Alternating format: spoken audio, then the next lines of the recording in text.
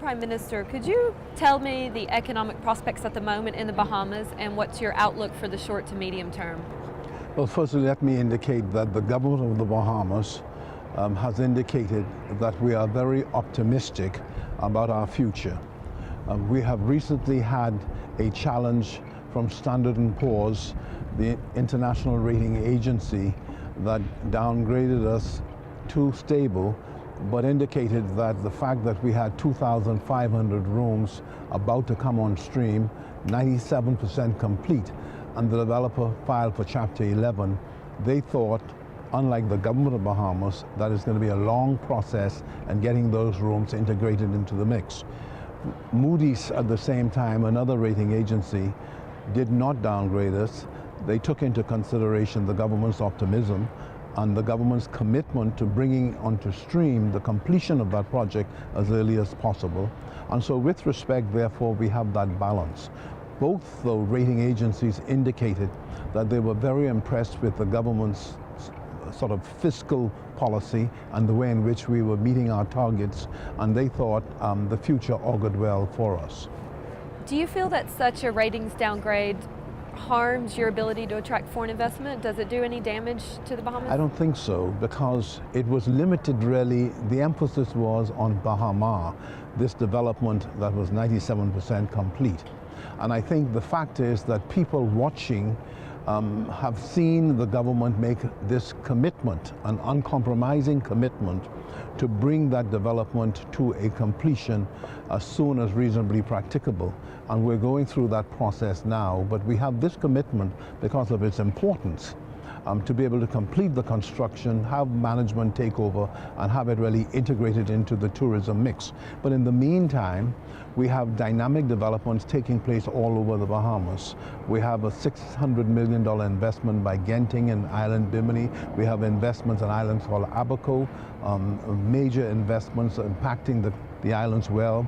We have new investments coming on stream in Grand Bahama, new Four Seasons investments in Eleuthera, new investments in Exuma. So you can see that the optimism that the government is reflecting is backed up by the fact that either in existence or in the pipeline, we have dynamic developments already in place and coming on stream beginning later this year and early next year.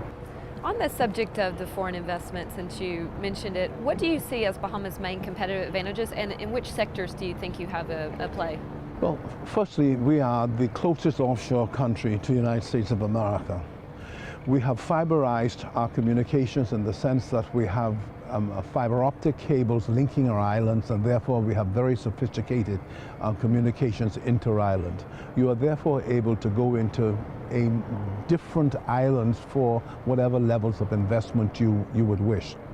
So the competitive advantage of the Bahamas rests in the fact that with respect to all that an investor would wish to see, access to medical facilities, easy evacuation if they have to leave the country, proximity to the United States of America. We begin 50 miles off the coast of America.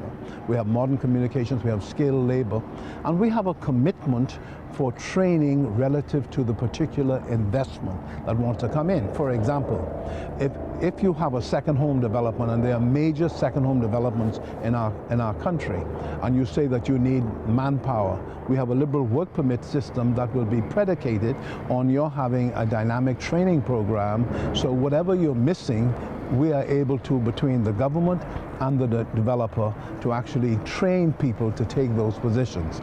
And so for us, it's a wonderful mix, our proximity, the fact that we have a skilled labor, the fact that we are English speaking, for example, and that we are readily, easily accessed to the United States of America. The region, Latin America and the Caribbean in general, suffering some slowdown in growth across the board. How do you counteract that, and how do you maintain a positive message for FDI? Firstly, I think governments must recognize our difficulties. And even though most of us are now pursuing tourism on the basis that it is a quick generator of activity, economic activity, jobs, we have to do a better job at establishing linkages with our success. So therefore, agricultural output and integrated into it, those things that you can efficiently grow.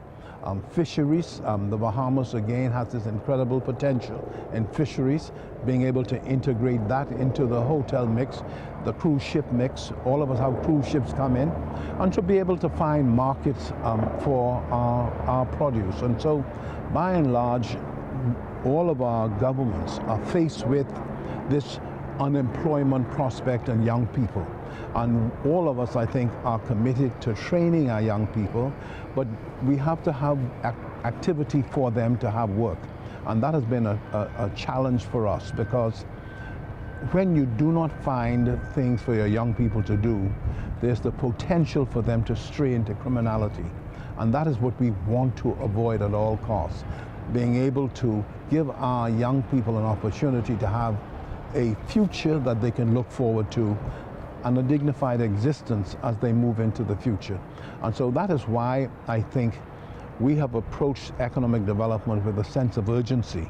And that is why we're very pragmatic in terms of our policies, being able to ensure that we do as much as we reasonably can to promote, to have them come in, to settle investors, to be able to have them incentivized in the things they do, the concessions we give, all with a view to being able to foster a stable environment economically, one that gives our people an opportunity for employment. Great, thank you very much.